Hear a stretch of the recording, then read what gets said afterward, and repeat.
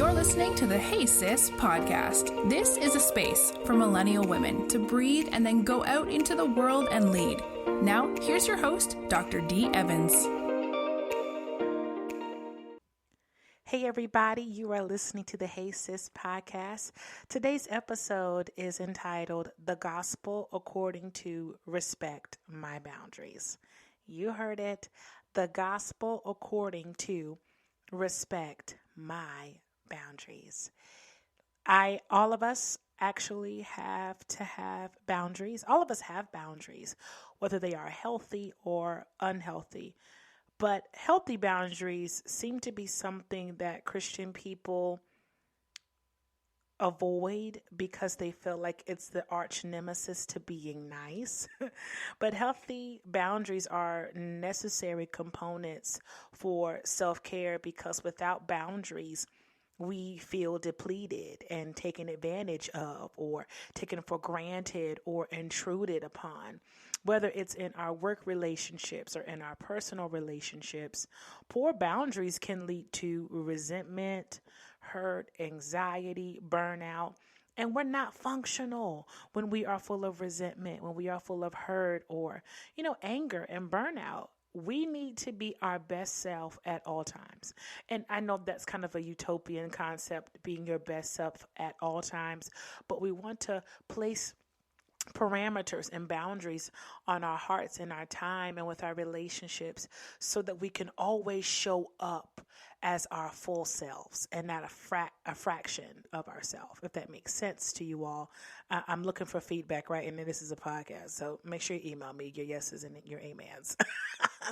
But personal boundaries are guidelines. They're like rules or limits that a person creates to identify a reasonable, safe, and in some instances permissible way for other people to behave towards them and how they will respond when someone passes those limits. Okay.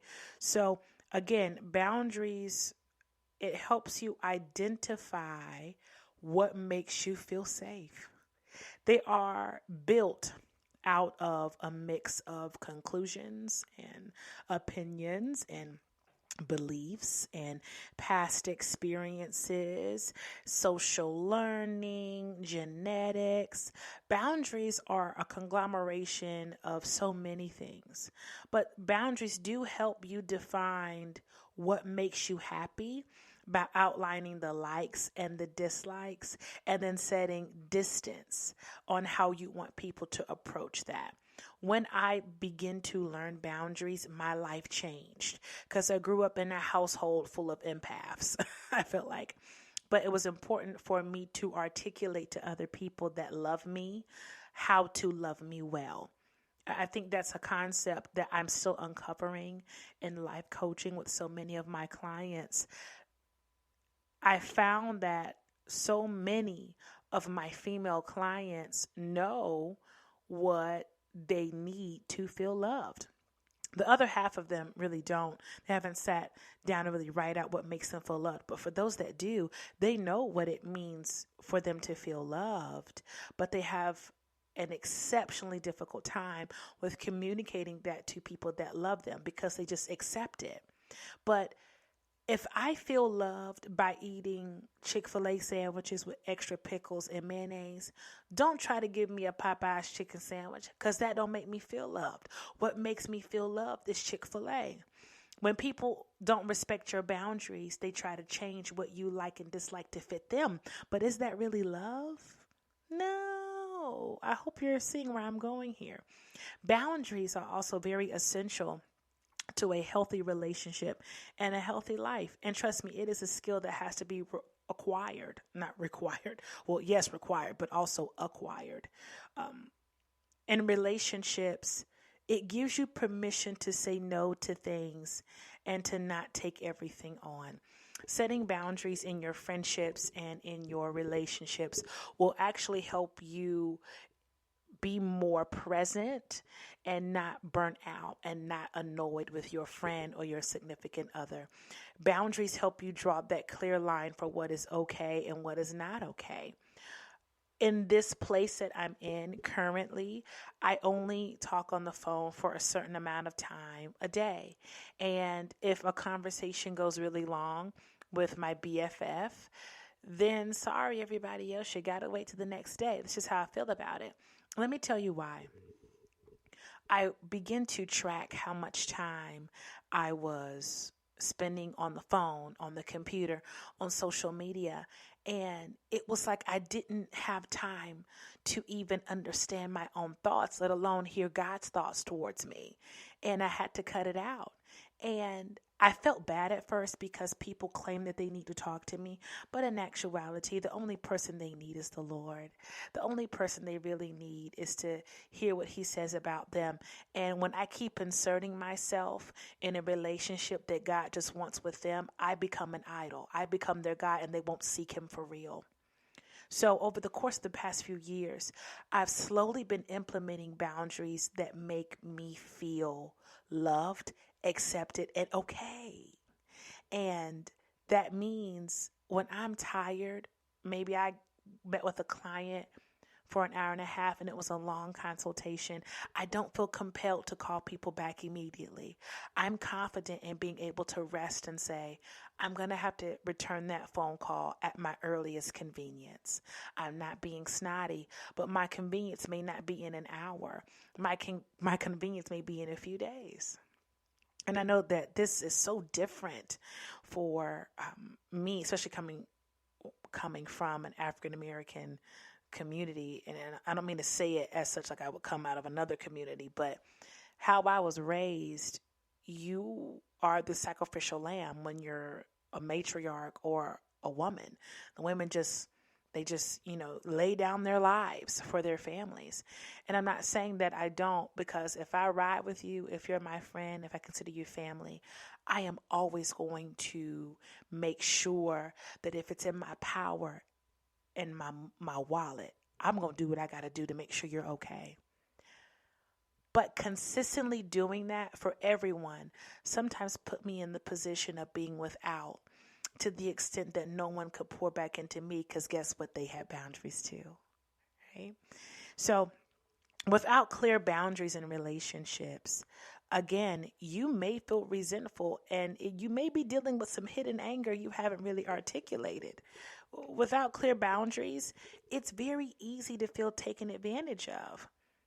Look, listen, if I did not limit how much of myself that I gave to people, I would be empty all the time, because people have an agenda. Everyone has an agenda, and that agenda is not always my best interest. When people call me, they don't really care about how I'm doing all the time. Sometimes they call to figure out, hey, D, do you have an appointment? Hey, D, can we talk about my life? Now, don't get me wrong. Some people do call and ask about me, and I honestly appreciate that. But every phone call does have an agenda. And sometimes I have to be clear about, hey, I only have a few minutes. What's going on? And in that moment, let's say I'm having a really bad day and someone calls me, oh, girl, let me tell you about such and such. I'm going to leave him.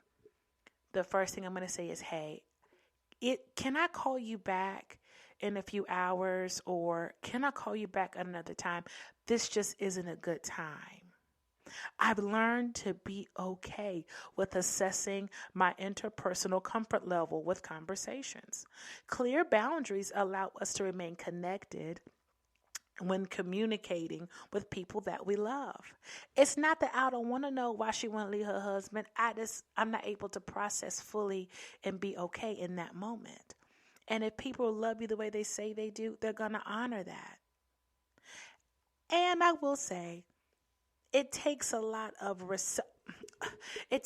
self-respect to set clear boundaries, because again, this is taboo in church, which is why I'm covering this topic in the midst of the fundamentals of salvation, because I do believe that setting boundaries is something that Jesus did often. So let me recap really quickly before I go into examples of where I believe Jesus set healthy boundaries and flourished. Healthy boundaries will always allow individuals to have a healthy dose of self-esteem and self-respect.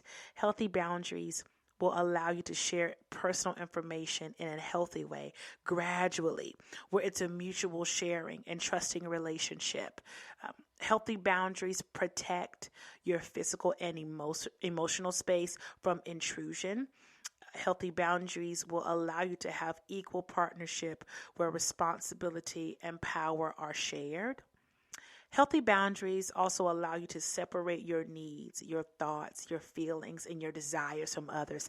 That's such a huge thing, because in relationships, sometimes we assimilate other people's thoughts and feelings and desires, that they become ours, but they're not really ours. And so we're frustrated because we're living someone else's life, or we're living for someone else, and what we need, what we love, is not being taken care of.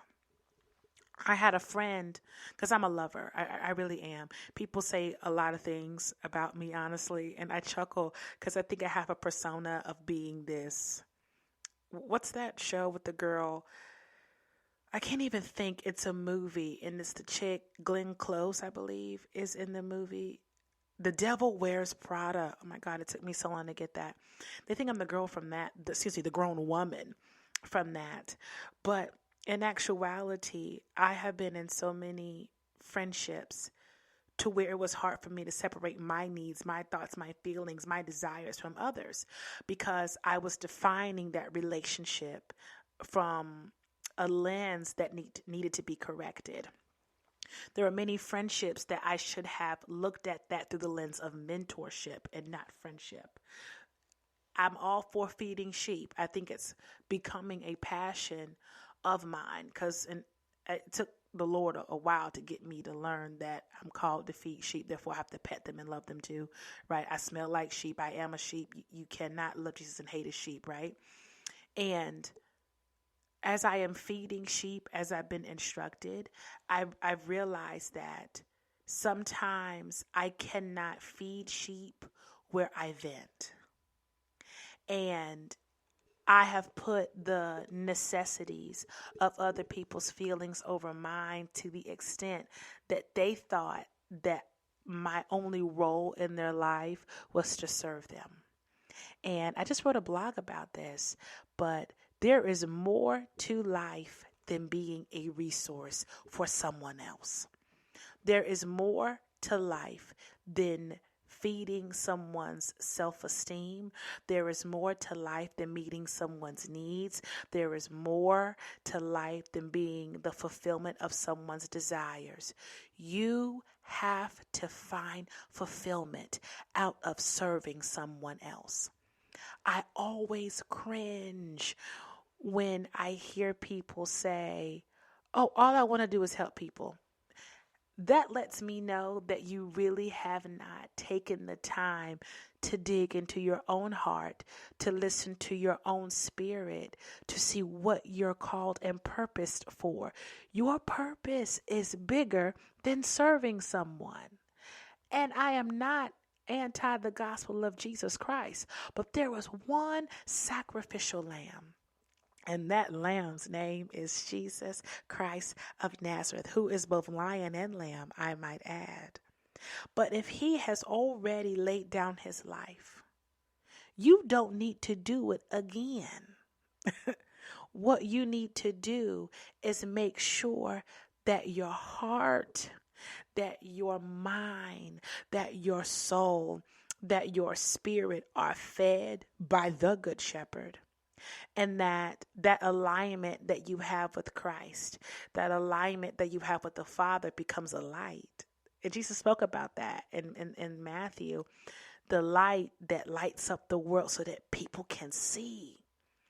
And when they see you and your good works, they glorify the Father that is in heaven. Remember, as Christians, we are not many saviors. We're not. We're all trying to make it, okay? Healthy boundaries help you keep that perspective in the forefront of your mind. You are not a Messiah. You are a human wrapped up in flesh, and you are in desperate need of a Savior, just like the rest of us. You can't play God. You can't be God. You're in need of God. And when you set those boundaries, it is you honoring your temple by honoring God. You don't need to be more present for everyone else or anyone else more than you are present for the Lord and more than you are present for yourself. Lastly, on the healthy boundaries train here, healthy boundaries will help you empower yourself to make healthy choices and take responsibility for yourself. Okay? If you are in a relationship with someone who is physically or emotionally dangerous or threatening you, it may not be safe to attempt to set explicit boundaries with them. Okay.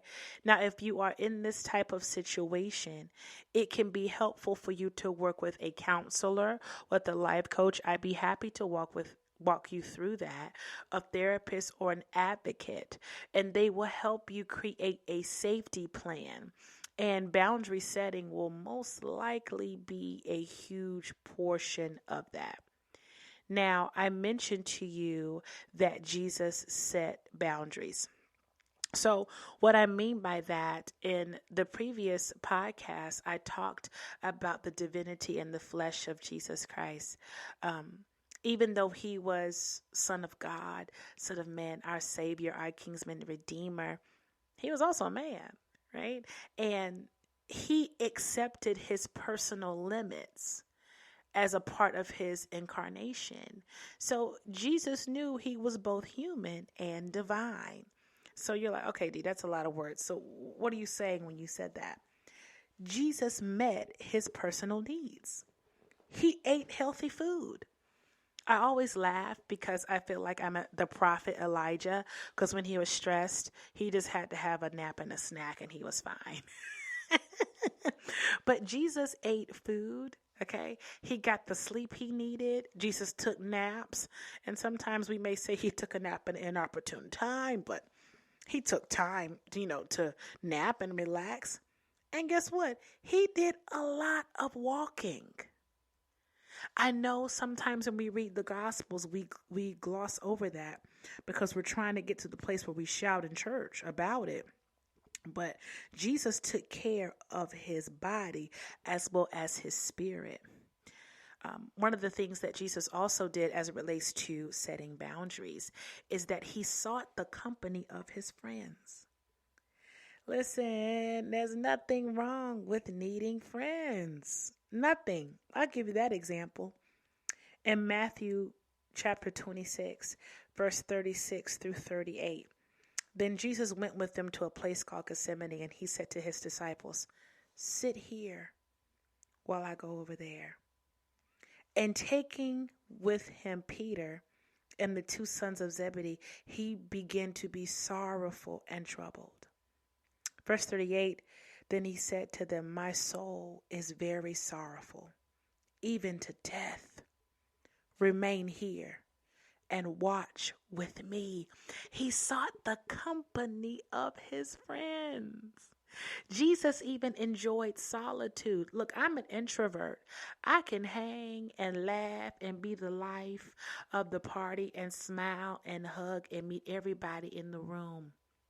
But I also know that I am recharged when I withdraw, when I'm alone, when I retreat. And I have to set boundaries with that because I will be wore out for days if I'm just out and about talking and bippity bopping around. I can't survive like that. I got to be alone, okay? Jesus also enjoyed the moment. It's like Jesus personifies to me the premier preacher, because he knows how to take time to be in one place and be fully present. In this whole I love my phone, social media age, it's hard for me to not multitask, especially when I'm in places that I don't want to be. But I've making a conscious decision in my life to be present in spaces that I'm in because I don't want to miss the moment. Mark 1, verse 38. And he said to them, let us go on to the next town, that I may preach there also, for that is why I came out. Listen, he being clear. Listen, I know what time it is. Let's go on over here. It's time for me to go. Okay. Matter of fact, I'm going to read the whole prose to you. Mark 1, verse 36, and Simon and those who were with him searched for him, and they found him, and they said to him, everyone is looking for you. And he said to them, let us go on to the next town, that I may preach there also, for this is why I came out. And he went throughout all Galilee, preaching in their synagogues and casting out demons. Listen, he knew what time it was. When you don't set boundaries, you don't know what time it is. Now, there's also a juxtapose to this. Yet, I believe you will find comfort in this. Jesus had this hurry but unhurried place in life. Like, he knew what he was sent to do. He was always in a hurry to go to Jerusalem, and he was always ready to embrace the cross or his cross. Why? Because he knew his assignment. I want to challenge you, if you're listening to my voice, to take time to research perfect and permissive will. So many of us have missed the place that we were supposed to be in God because we chose permissive will and not the perfect will of the Father. Which brings me to another notion that Jesus set boundaries. He abandoned all of his life to God. Jesus was tempted to become paralyzed with fear about the cross. I mean, Satan and his demons and all these people that hated him, they were trying to kill him. Would he make it to the cross to die for us, to be lifted up publicly so as it draws people to God? He let go. He chose not to force things, but to trust the Father's will. To the Father, he abandoned the outcomes of his sufferings and trials to come, as he always did. Mark 14, verse 32. Lord, this tears me up. I've already read the first few verses for you in my other example. So I'm going to start with verse 35, and this is after he's greatly distressed and his soul is in sorrow. Verse 35, and going a little further, he fell on the ground and prayed that, if it were possible, the hour might pass from him. And he said, Abba, Father, all things are possible for you. Remove this cup from me, yet not what I will, but what you will. And he came and found them sleeping, and he said to Peter, Simon, are you asleep? Could you not watch 1 hour? Watch and pray that you may not enter into temptation. The spirit indeed is willing, but the flesh is weak. And again he went away and prayed, saying the same words. And again he came and found them sleeping, for their eyes were very heavy, and they did not know what to answer him. And he came the third time and said to them, are you still sleeping and taking your rest? Is it enough? The hour has come. The Son of Man is betrayed into the hands of sinners. Rise, let us be going. See, my betrayer is at hand. He abandoned the other possible outcomes and submitted. I mean, when I think about Mark 14, verse 36, when he says, Abba, Father, all things are possible for you. Remove this cup from me, yet not what I will, but what you will. Oh, that makes me tear up, because all of us have been in that place where you had to choose God over your feelings, and sometimes that thing hurt. Oof. Another thing about Jesus as it relates to the gospel of putting some respect on my name, my boundaries, same. Jesus said no to inappropriate behavior. Listen, in this place in my life, listen, the D in her 20s was a different D, but this D in this realm of my life, I do not tolerate inappropriate behavior. Jesus said no to inappropriate behavior so that I could say no. Don't try Jesus. Look like he don't like it either, but please don't try me. Jesus withdrew from crowds who wanted him for one-on-one time with the Father. You can see that in Luke chapter 5, verses 15 through 16. But now even more the report about him went abroad, and great crowds gathered to hear him and be healed of their infirmities. But he would withdraw to desolate places and pray. You got to know your boundaries.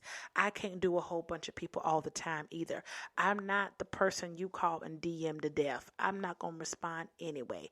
I'm not the person that you call to death because you need a prophetic word. Let me tell you something. I will let your call go to voicemail every single time because I know my boundaries, right? Jesus said no to abuse. He fought this way through the crowd that he was trying to throw him off a cliff for claiming to be the Messiah. Do y'all know that story? He said no to abuse. I can read it to you. It's Luke chapter 4, if you're following along. I know some of y'all listen in the car. So Luke 4, 28 and 30. I'm going to read it in your hearing. When they heard these things, all in the synagogue were filled with wrath. And they rose up and drove him out of the town and brought him to the brow of the hill on which their town was built, so that they could throw him off the cliff. But passing through their midst, he went away. No, get away from me, devil. Okay? He was saying no to inappropriate behavior. Now, here's the beautiful thing I love about Jesus. He said no to baiting questions and entitlement. Listen, I get tired of that, but I find comfort in Jesus had the same issues in that he handled it well. So let's look at this example. Matthew chapter 21, verses 23 through 27. And when he entered the temple, the chief priests and the elders of the people came to him as he was teaching and said, "By what authority are you doing these things? And who gave you this authority?" Jesus answered them, "I also will ask you one question. And if you tell me the answer, then I will also tell you by what authority I do these things. The baptism of John, where did it come from? From heaven or from man?" They discussed it among themselves, saying, "If we say from heaven, he will say to us, 'Why then do you not believe him?' But if we say from man, we are afraid of the crowd, for they all hold that John was a prophet." So they answered Jesus, "We do not know." And he said to them, "Neither will I tell you by what authority I do these things." Let me tell you something. Jesus did not play with these people. He had boundaries. Somebody say boundaries. Jesus also said no loudly to cynicism. I'm learning to say no to cynicism. The petty in me tends to rise every now and then, but I'm at a place in my life, and I've been here for a while. I'm very unbothered by shenanigans because when I review the scriptures, Jesus teaches us how to set boundaries and be okay. Luke chapter 23, verse 8. And 9. When Herod saw Jesus, he was very glad, for he had long desired to see him, because he had heard about him, and he was hoping to see some sign done by him. So he questioned him at some length, but he made no answer. Go on somewhere, okay? I ain't got time. Jesus also said no to manipulation. This is such a huge issue for some of my clients. Some of my clients are really struggling with saying no to Satan, with saying no to their family members, saying no to their friends that they know are taking advantage of them. And I've been burned so much, no flows so easily off of my mouth. But my no is not in retaliation. My no is now because I know what my soul needs. I'm going to give you an example. Matthew chapter 16, verse 23. Actually, I probably need to read verse 22 for you. Verse 22 and 23. And Peter took him aside and began to rebuke him, saying, "Far be it from you, Lord. This shall never happen to you." But he turned and said to Peter, "Get behind me, Satan. You are a hindrance to me, for you are not setting your mind on the things of God, but on the things of man." He said no to Peter and the disciples who had an inappropriate agenda for Jesus to be a political king or a military warrior rather than a sacrificial lamb. Wow. Ain't that something? Ooh. Jesus spoke truth in love, and he avoided exploitation. Y'all, he wiped out that whole marketplace. He set boundaries with addiction. He told that rich young ruler he couldn't help him until he gave away the money that was controlling him. And the Lord said no to being misguided. He rebuked the disciples who tried to keep little children away from him and told them that they needed to emulate the children's faith. Jesus also had expectations for people. Baby, this is where I can turn my plow. Y'all better be happy I'm not preaching for real. But Jesus had expectations for people. When you set boundaries with individuals, sometimes they will guilt trip you because, again, like I told you, everybody has an agenda. And when you cannot meet the agenda, or when you cannot give them what they came to you for, either they will respect it or they're going to question it, and they're going to get offended, and sometimes they try to guilt trip you into giving them a pity yes. And then you're uncomfortable and you're upset and your spirit is vexed, and all you needed to do was learn the power of setting a boundary. Now, Jesus was famous for asking folk, "What do you want?" Two blind men called out to him for help from a Jericho road. He asked them, "What do you want for me to do for you?" They had to ask for what they needed, and they needed to trust him to do it. Jesus had expectations for people who were in need. He asked the question in John chapter 5, verses 1 through 14. He said, "Do you want to get well?" For 38 years, this man at the Sheep Gate pool hadn't been able to get into the miracle water. He felt helpless. He felt sorry for himself, and he wanted somebody else to fix his problem. And Jesus challenged him. Do you want to get well? Get up. Pick up your mat and walk. Setting boundaries with some of your family members is going to save your life. Let me tell you something. I love my friends and I love my family. I have learned now that the best way to love them is to set boundaries with them by setting expectations for them. I'm going to repeat this one more time for the people in the back. I am no one's savior. I'm just D. One of my favorite questions that Jesus asked somebody was, "Do you believe?" Whew, Lord have mercy. A father sought deliverance for his son who was mute in Mark chapter 9, verses 17 to 27. And the son had seizures. And he said to Jesus, "If you can do anything, take pity on us and help us." Jesus put it back on the father. He said, "If you can." Everything is possible. Hallelujah. For him who believes. The father needed to believe that Jesus could cure his son. Ain't that something? Jesus is an example of how we can set boundaries and still love.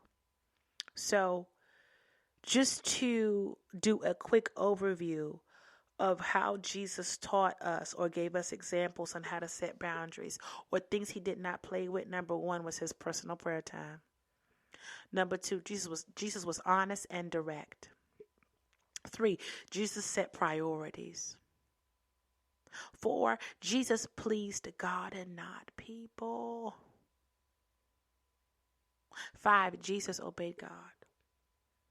He obeyed him with all of his heart, all of his soul, with all of his mind.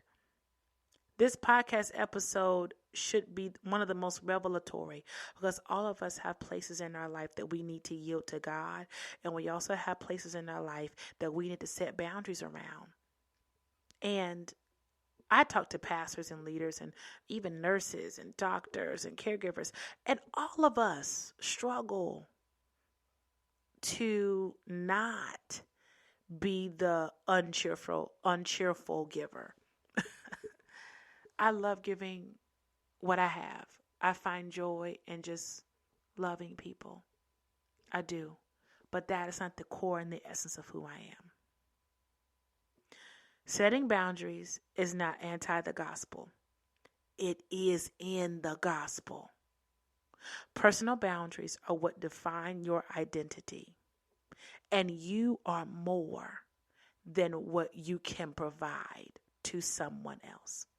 If you don't remember anything else, you remember that, okay?